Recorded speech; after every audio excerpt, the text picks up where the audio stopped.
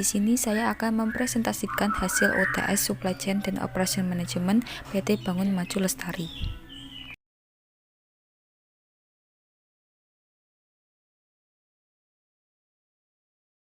Menyusun, mengidentifikasi, dan menganalisis proses supply chain dan operation management atau SCOM yang terdiri dari aktivitas perencanaan, scheduling, logistik, dan juga umpan balik dari konsumen.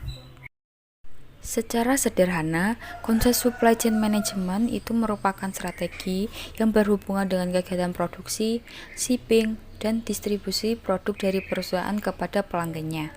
Konsep ini berhubungan dengan bagaimana cara yang diterapkan oleh seorang manajer rantai pasok dalam meningkatkan skala produktivitas, kualitas, dan efisiensi operasional perusahaan tersebut.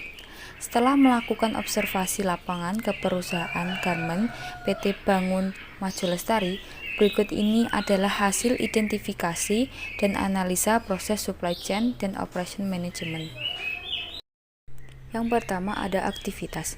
Proses SCOM di perusahaan garmen PT Bangun Maju Lestari dimulai dari hulu, yaitu pembelian bahan baku kain dan benang dari produsen.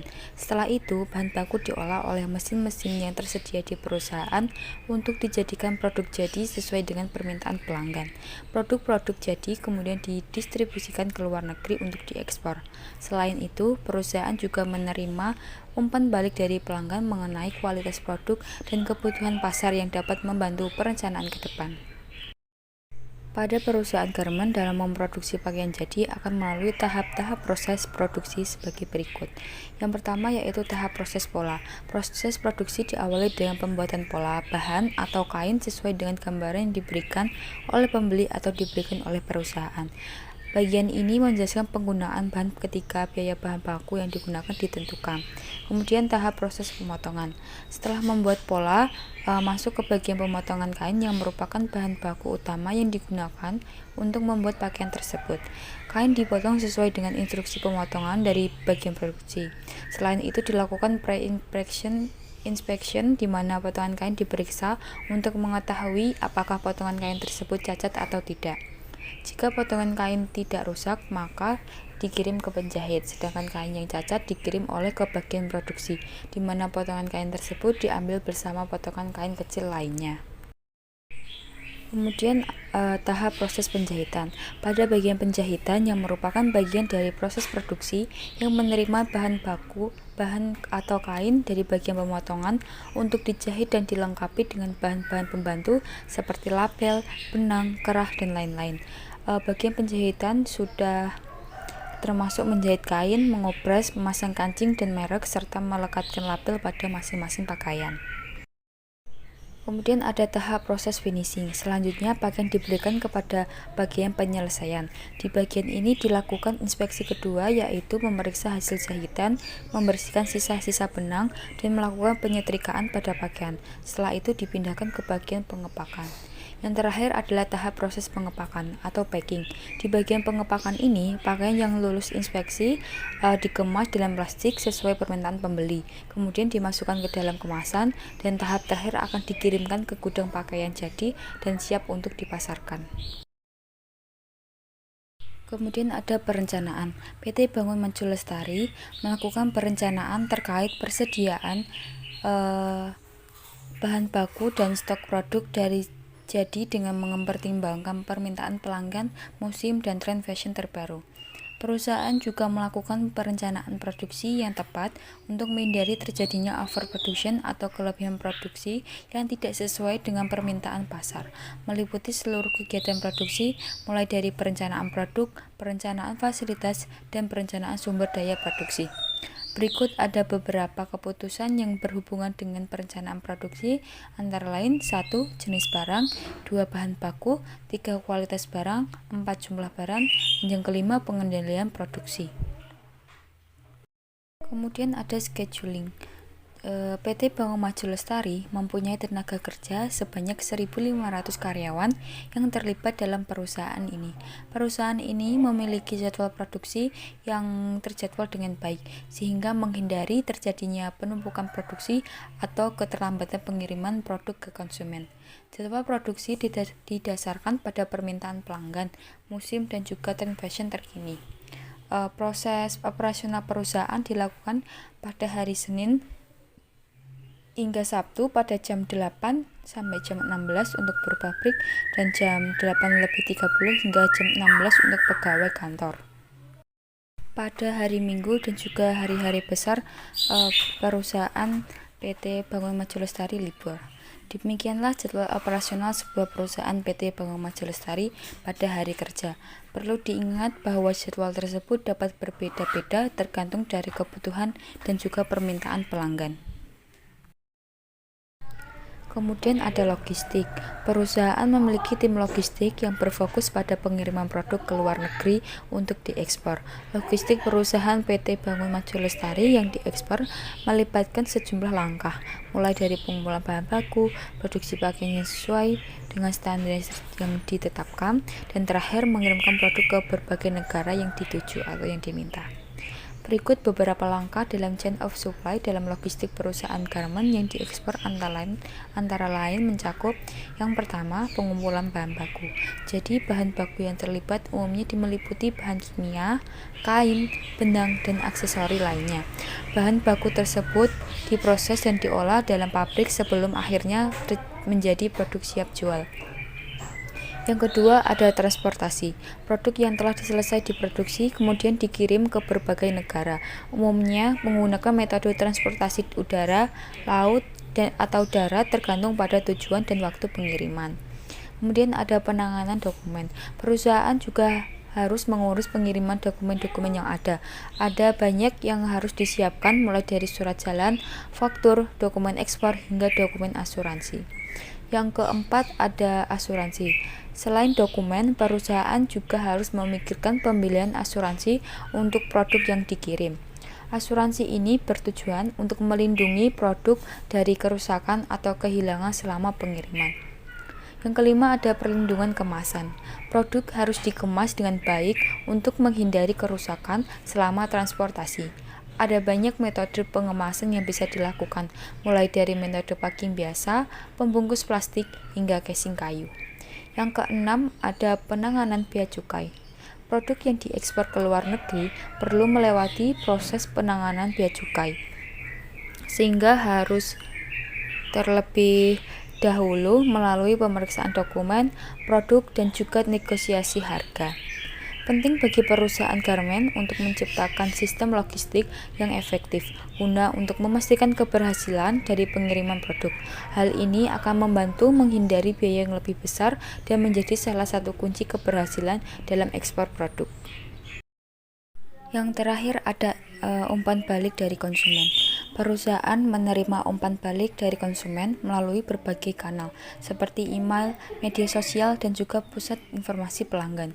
Umpan balik ini menjadi bahan evaluasi bagi perusahaan dalam meningkatkan kualitas produk serta mewujudkan kebutuhan pasar yang sesuai. Dari hasil identifikasi dan analisis proses supply chain operation management di perusahaan PT Bangun Maju Sejahtera, dapat dilihat bahwa perusahaan memiliki pemahaman dan pengaturan yang baik pada setiap tahap proses supply chain operation management, mulai dari pembelian bahan baku, produksi, distribusi ke luar negeri, hingga umpan balik dari konsumen. Hal ini memastikan efektivitas dan efisiensi proses supply chain operation management serta meningkatkan kepuasan pelanggan dan juga keuntungan bagi perusahaan. Menyusun dan meredesain proses dan sistem supply chain management pada perusahaan tersebut dan menjelaskan kemungkinan permasalahan dan juga wasted time yang bisa dihindari berdasarkan kondisi yang ada.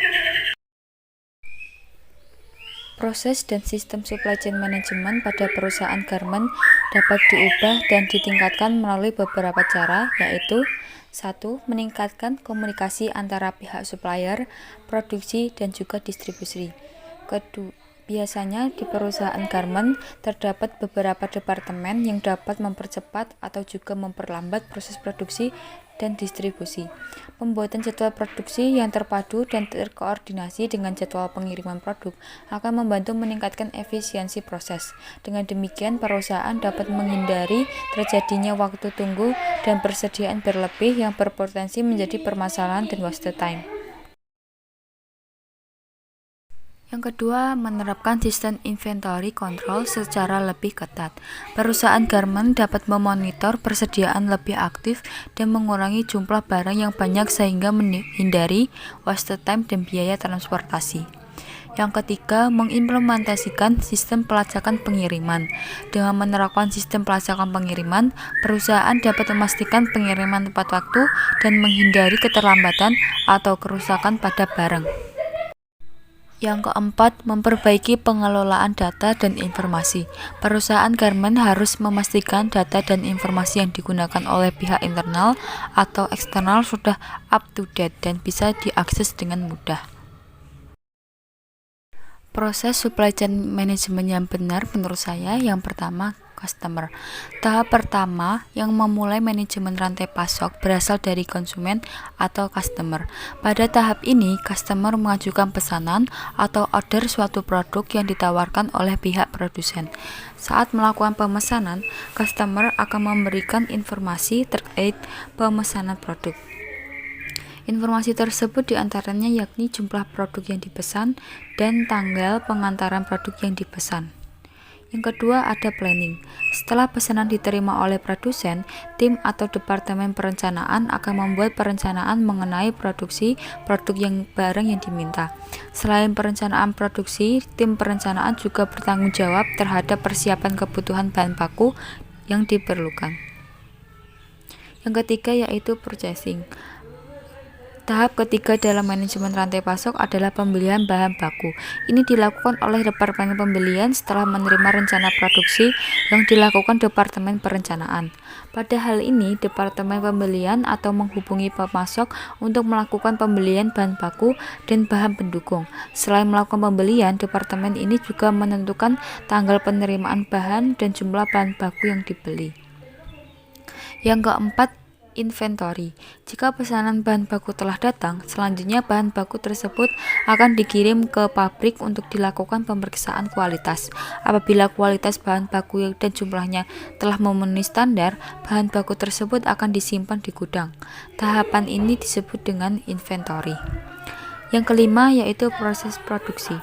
Ketika bahan baku telah diperiksa dan disimpan, nantinya bahan baku tersebut akan diproses bersama bahan pendukung menjadi bahan jadi yang dipesan oleh customer. Setelah selesai diproduksi, bahan baku yang telah menjadi bahan jadi akan kembali disimpan di gudang. Nantinya produk tersebut akan dikirim kepada customer. Yang terakhir yang keenam yaitu pengiriman. Tahap ini merupakan bagian terakhir dari manajemen rantai pasok atau supply chain management. Pada tahap ini, produk yang disimpan di gudang akan dikirimkan kepada customer sesuai tanggal pengiriman yang diminta. Kurir akan memastikan bahwa produk yang telah sampai ke tangan customer dengan sempurna. Permasalahan dan waste time yang bisa dihindari dengan melakukan perubahan di atas antara lain: 1. Keterlambatan pengiriman bahan baku. Keterlambatan pengiriman bahan baku dari supplier dapat memperlambat proses produksi. Dengan meningkatkan komunikasi antara pihak supplier, produksi, dan distribusi, maka dapat mengurangi kemungkinan terjadinya keterlambatan. 2. Waktu tunggu dalam pengiriman produk.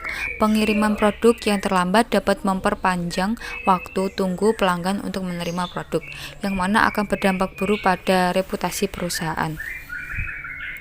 Yang ketiga ada persediaan barang yang berlebih.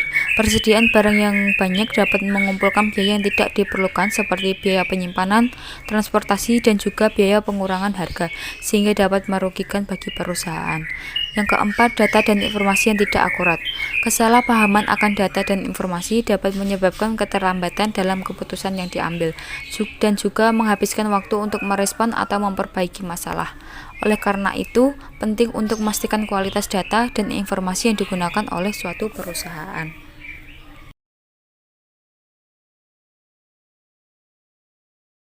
Sekian presentasi dari saya. Apabila ada salah kata dan perkataan yang kurang berkenan, saya mohon maaf sebesar-besarnya.